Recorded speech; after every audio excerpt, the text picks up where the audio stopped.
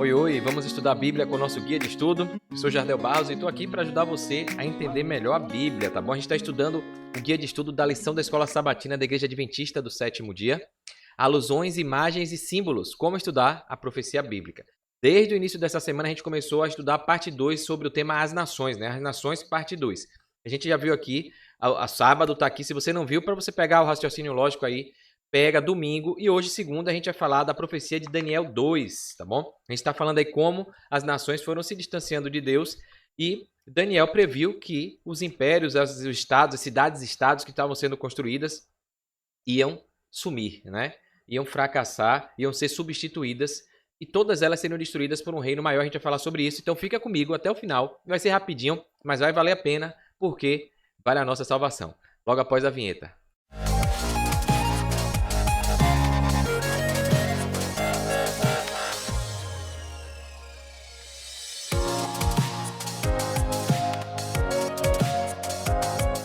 Maravilha, né? Vamos lá então, compartilhando o slide para você ver, porque fica melhor vendo, né? Então, segunda, dia 28 de abril, a profecia de Daniel 2 é o tema que a gente vai ver aqui. A gente tem estudado aí o conceito, o início, os fundamentos da palavra de Deus para a gente poder entender a profecia, né? Então a gente viu aí fundamentos do Gênesis, imagens do casamento, o relacionamento que Deus sempre quis ter com o seu povo desde a criação e a rebeldia, a desobediência, né? O afastamento do ser humano de Deus por livre e espontânea vontade, por se achar dono, né? Governante da sua vida, querendo fazer melhor do que o Criador, Deus Pai, gostaria de fazer conosco. Então, esse é o grande problema da humanidade, achar que é mais sábia que Deus, achar que sabe mais do que o próprio Criador, né? Então tá aqui, iniciando com o professor Gilberto Brasiliano do Lição Fácil, que eu pego sempre esse estudo com ele.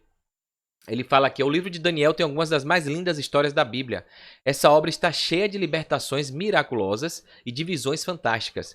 Daniel, o protagonista do livro, está no exílio e fala da perseguição do povo de Deus em uma terra estrangeira e o fim dos tempos. Então a gente viu que o povo de Deus ficou escravizado por conta da desobediência, né?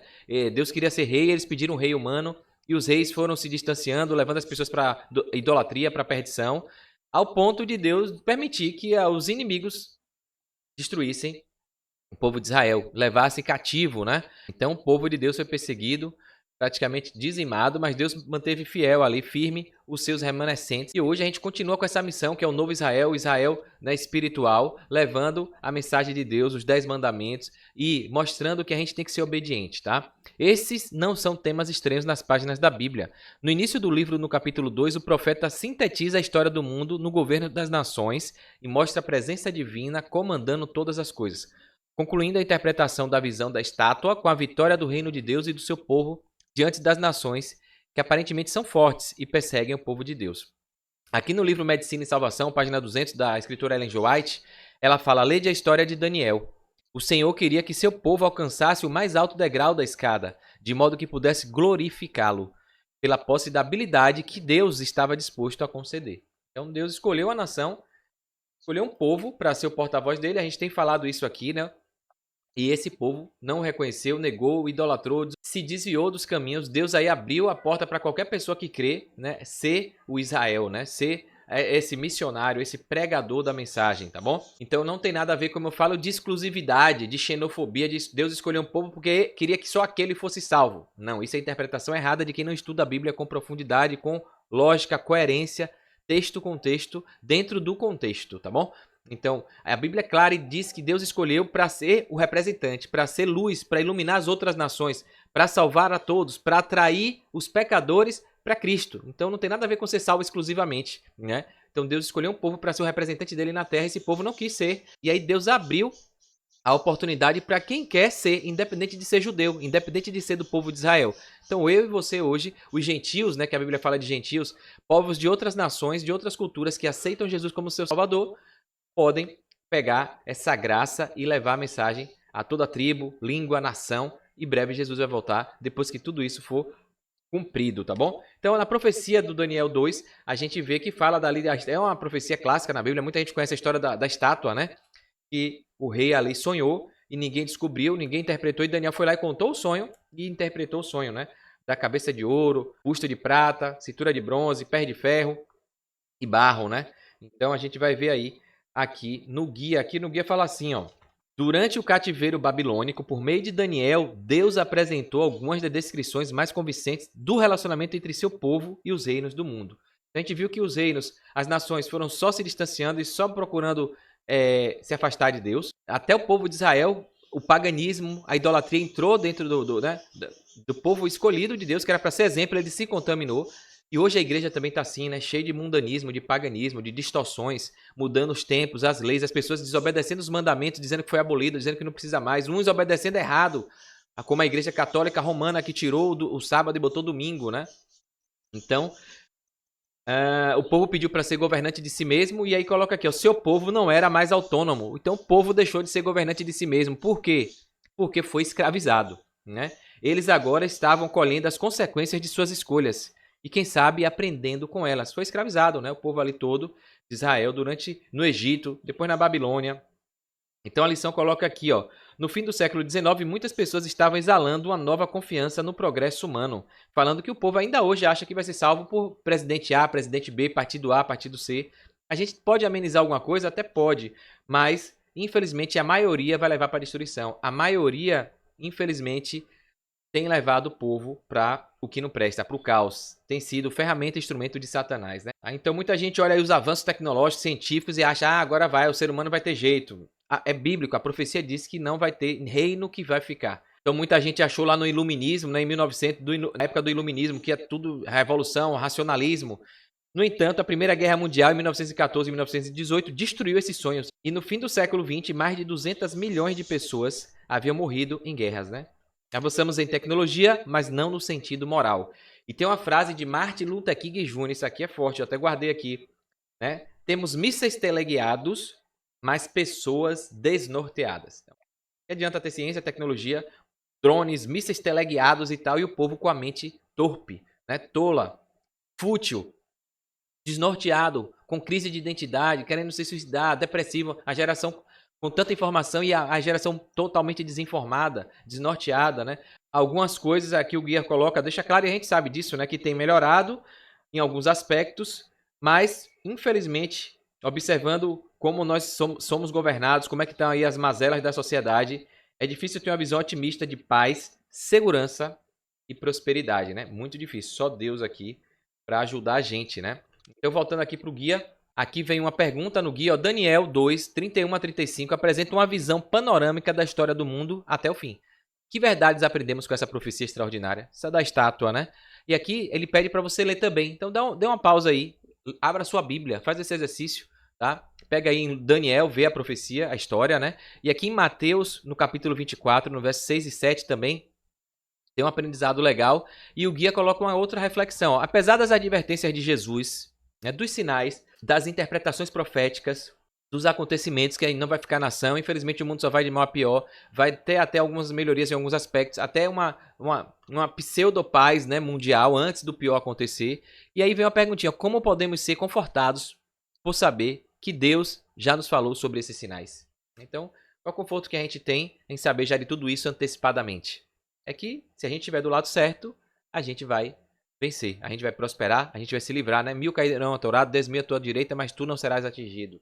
Ainda que morra, você viverá, se você estiver baseando-se na palavra de Deus, na fé, estiver com comunhão com Deus, aceitando e obedecendo a Ele, aí, ainda que a gente morra, a gente viverá. E aquele que quiser salvar sua vida, que achar que é governante de si mesmo, meu corpo, minhas regras, faço o que eu quiser e tal, aquele que quiser salvar sua vida e estiver distante de Deus, vai ganhar a punição da morte eterna, né? Então tá aí a pergunta, dá um pausa. Aqui tá aqui o texto, né? Eu não vou ler para não ficar muito longo o vídeo. O que é que a gente aprende com a visão panorâmica da história da profecia aí, né? Dos mundos que vão sendo aí destruídos de tempo em tempo, isso se cumpriu, né? Então aqui explicando, ó, a visão da estátua é uma profecia que revela o domínio humano no mundo e que as pessoas não estão melhorando, mas piorando. E o reino de Deus é a única saída, a única esperança para a humanidade.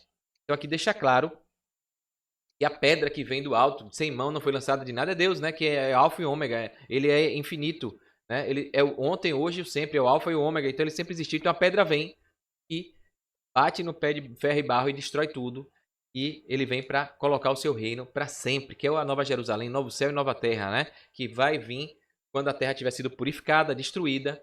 E os santos com Deus vão reinar para sempre. Assim como Era o plano desde o início lá no Jardim do Éden, tá bom? Vamos continuar aqui. A parte auxiliar aqui, né, da lição, no guia, coloca aqui a relação depois com Daniel 7, que vai ser o estudo de amanhã, se eu não me engano, tá? Da terça-feira.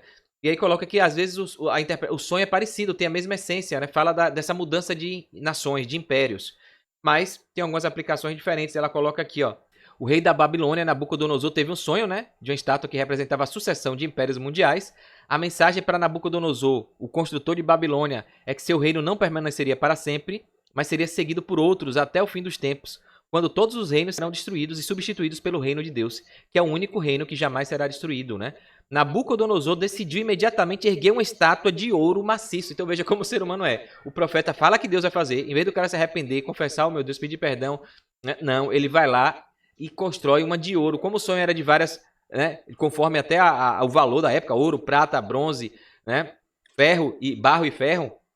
Aí ele vai lá e constrói uma toda de ouro, achando que ia substituir a profecia se ele fizesse uma estátua toda de ouro, né? Então, tentando resolver o problema por si mesmo, né? Olha o grau de ignorância, né? De rebeldia. Essa estátua expressou sua intenção de contrariar e substituir o plano de Deus para as nações, né? O plano de Nabucodonosor foi reunir todas as nações sob seu governo. E aí depois fala de Daniel 7, que a gente vai ver, né? Como eu falei aí. É o mesmo sonho, só que é com animal, com animais relacionados a Dario, o rei da Medopécia ali, né? Então a gente vai ver na visão da estátua, o fim é marcado pela destruição dos reinos da terra, seguido pelo estabelecimento do reino eterno de Deus, que nunca será destruído, que é a pedra que chega, né? A Nova Jerusalém. Lá no sonho que a gente vai ver amanhã dos animais, que é a mesma sequência, né? De Babilônia, Medopécia, Grécia e Roma. Então esses 4 impérios aí, Babilônia, cadê? Sumiu.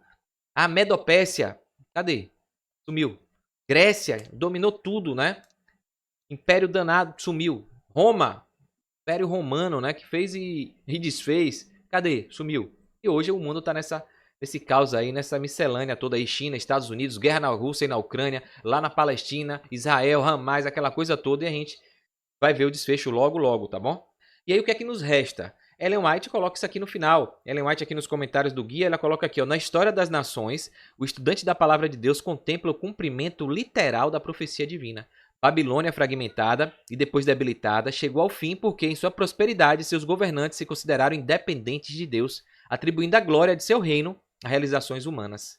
E aí depois vem a Medopécia, foi atingida pela ira do céu porque nele a lei de Deus havia sido pisoteada. O temor ao Senhor não encontrou lugar no coração da maioria do povo. Prevaleciam a impiedade, a blasfêmia e a corrupção. Os reinos que se seguiram foram ainda mais vis e corruptos, descendo cada vez mais na escala da dignidade moral. O poder exercido por todos os governantes da terra é concedido, né, permitido pelo céu, né? Mesmo Deus não aprovando, ele permite para o povo até ver até onde chega o mal, o pecado, as consequências do que é errado, né? E o povo, os outros seres celestiais que estão assistindo tudo vê o que é que o diabo faz, né? Então, quem é o correto, quem é o santo, quem é o verdadeiro, se é Deus ou se é Satanás. Falando aqui, o sucesso das nações depende do uso de que fizerem dessa concessão de Deus. Então, Deus até permite, né? Mas o sucesso ou fracasso vai depender do livre-arbítrio. O que é que eles vão, as escolhas, as decisões. A cada um, a palavra do divino vigia é: eu cingirei mesmo que você não me conheça. Para cada um, as palavras ditas a Nabucodonosor no passado representam a lição da vida. Abandone seus pecados, praticando a justiça e acabe com as suas iniquidades, usando de misericórdia para com os pobres, assim talvez a sua tranquilidade se prolongue. Então, se todo prefeito, vereador, deputado, senador, presidente tivesse, todo político eleito tivesse essa visão, né? Infelizmente a gente vê que todo mundo só olha o seu bolso, a sua família, os seus, e o povo continua mingo aí, com as migalhas, né? Desses gestores que estão afastados de Deus. E aí tem lá em Provérbios que fala que quando o governante é justo, é obediente, é servo de Deus, o povo se alegra. E quando é um ímpio, o povo geme, né? Então é isso que a gente está vendo aí. A gente possa ter responsabilidade também na hora de escolher, né? Que acaba caindo a carapuça em quem se omite, em quem acaba colocando ímpios, né? Não é a política que faz mal, são as pessoas que votam errado e colocam ladrões na política, ímpios, pessoas que não temem a Deus. E aí não tem como esperar coisa boa, né? Aí ela continua aqui, ó, compreender essas coisas, isto é, que a justiça é a glória da nação, está lá em Provérbios 14, 34, que o trono se estabelece pela justiça, Provérbios 16, 12, e é em bondade que ele se sustém, Provérbios 20 e 28, reconhecer a ação desses princípios na manifestação de seu poder, que remove os reis e estabelece os reis, é compreender a filosofia da história, né? Só na palavra de Deus É isso que é claramente estabelecido. Nela é mostrado a nós que a força tanto das nações quanto dos indivíduos não se encontra nas oportunidades ou facilidades que parecem torná-los invencíveis, nem na grandeza de que tanto se orgulham. Né? Os oportunistas ali que acabam chegando no poder por algum motivo, né? Ela é medida pela fidelidade com que eles cumprem o propósito de Deus. Então tá lá no livro Profetas e Reis, página 292 da escritora norte-americana Ellen G. White, né? Ela continua aqui finalizando. A imagem revelada a Nabucodonosor, da estátua, né? Representa tanto a deterioração do poder e da glória dos reinos do homem, humanos, mundanos, quanto indica adequadamente a decadência da religião e da moralidade entre a população desses reinos. À medida que as nações esquecem Deus, na mesma proporção elas se tornam moralmente fracas. E aí era ouro, depois foi prata, depois foi bronze, depois ferro, depois barro e ferro, né? Então vai decaindo no seu valor moral, né? Babilônia sucumbiu porque em sua prosperidade se esqueceu de Deus e atribuiu glória de sua prosperidade à realização humana. As influências predominantes na Medopécia eram maldade, blasfêmia e corrupção. Todos abandonaram a lealdade a Deus, né? Então, que a gente possa ficar aí de alerta e saber que até na hora de escolher alguém, antigamente Deus que escolhia um dia, né? O rei, né? Moisés foi escolhido ali e hoje não, Deus não escolhe mais. Ele deixou o ser humano, permitiu, concedeu que a gente escolha. E a gente agora vai pagar o preço até Jesus voltar, né? Porque foi isso que o povo pediu. A gente queria ter um rei igual as nações ímpias, os idólatras tinham, os gentios tinham. E a gente tem esse poder hoje, que aqui no Brasil, né, ainda tem, né? É o voto.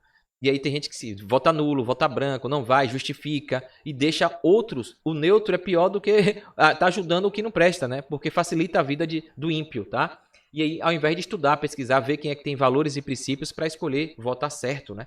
Então a gente tem que ter essa responsabilidade, porque senão você é cúmplice de colocar pessoas, ladrões, bandidos, incompetentes no poder que vai definir as nossas leis, quanto a gente vai comprar, o que a gente vai comer, a nossa saúde, a nossa educação pública. Né? E, infelizmente, as pessoas relaxam, até a igreja tem relaxado nisso, né? Quando é uma pessoa que é servo de Deus, a pessoa fala, ele vai se corromper. Não, não se corrompe. Quando a pessoa tem na sua base e ela está temente a Deus, ela é luz, como Daniel foi, como José foi, como né, vários heróis da Bíblia foram, né? Agora, você achar uma justificativa pífia para colocar ímpios no poder, você está sendo cúmplice, né? Então, aqui a gente orar a Deus e ter a nossa responsabilidade, tá bom? E aí foi o que eu falei de Martin Luther King, né? Hoje temos mísseis teleguiados que vão direto ao alvo, mas temos um povo desnorteado, né? Governantes que não sabem onde estão indo, né? A míngua. Quando o profeta Daniel falou da estátua que era feita de ouro, prata, bronze, ferro e os pés de barro e ferro, né, mostrou que os valores estavam diminuindo ao longo do tempo e que no final a humanidade estaria tão depreciada moralmente que só a intervenção divina daria jeito. Nessa situação humana, né, catastrófica aí. Tudo que viria como poder humano iria desaparecer. Então é isso, só fazendo a recapitulação aí, que a gente possa aí tá ciente disso, fazer o nosso papel, mas sabendo que o reino que vai vingar, que vai resolver os problemas, as mazelas, é o reino de Deus, né? É a volta de Jesus Cristo. É por isso que a gente tem que pregar a mensagem, o evangelho. Isso não quer dizer que a gente tem que ficar omisso, como eu falei, lavar as mãos e deixar o pior acontecer, porque a gente tem a nossa responsabilidade de cristão, né? Dever cristão, de dar exemplo, né? De guiar, de orientar, porque tem gente que larga, chuta aí o que der pra, né? Acha que não deve se envolver. A gente não pode ter político de estimação, né? Partido de estimação. A gente tem que olhar valores, princípios.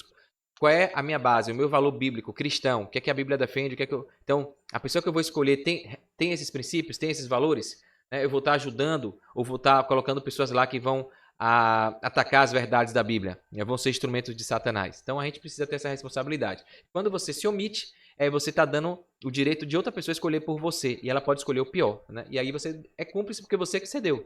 Você que deixou ela escolher por você, né? Igual você pedir um prato de comida no restaurante e, ao invés de pedir para alguém que está passando na rua escolher para você. E essa pessoa pode escolher uma coisa que você não gosta, que você não come, né?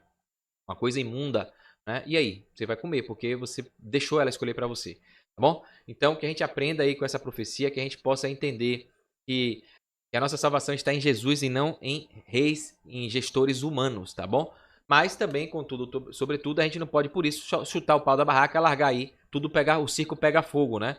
Porque a gente vai precisar ser testemunha e proteger, inclusive, os pobres, proteger as pessoas aí. A Bíblia fala das viúvas, dos órfãos, dos pobres, né? As pessoas que, infelizmente, são os que mais sofrem com esse governo de pessoas afastadas de Deus, tá bom? Então, se você gostou, curte aí, comenta, diz aí o que é que você acha de tudo isso, da participação do cristão na política, né? Desses reis aí, essa mudança é papa, é rei, é presidente, essas guerras todas. Então, quem é que acha que esse mundo vai ser resolvido por homens, né? Por heróis humanos, né? E porque tem gente que infelizmente acredita nisso, tá? Então se inscreve aqui no canal, clica no sininho aí para você receber notificações dos vídeos novos. Tudo que eu postar aqui, você vai ajudar esse conteúdo a chegar em outras pessoas também, tá bom? Então não custa nada, dá essa moral aí, porque vai ser bom para você receber os avisos quando eu postar vídeo novo e vai levar esse conteúdo para outras pessoas. Então você vai estar multiplicando a palavra de Deus também, tá bom? Então conto com você e aguardo você no próximo estudo nosso. Um forte abraço, sucesso, fique com Deus.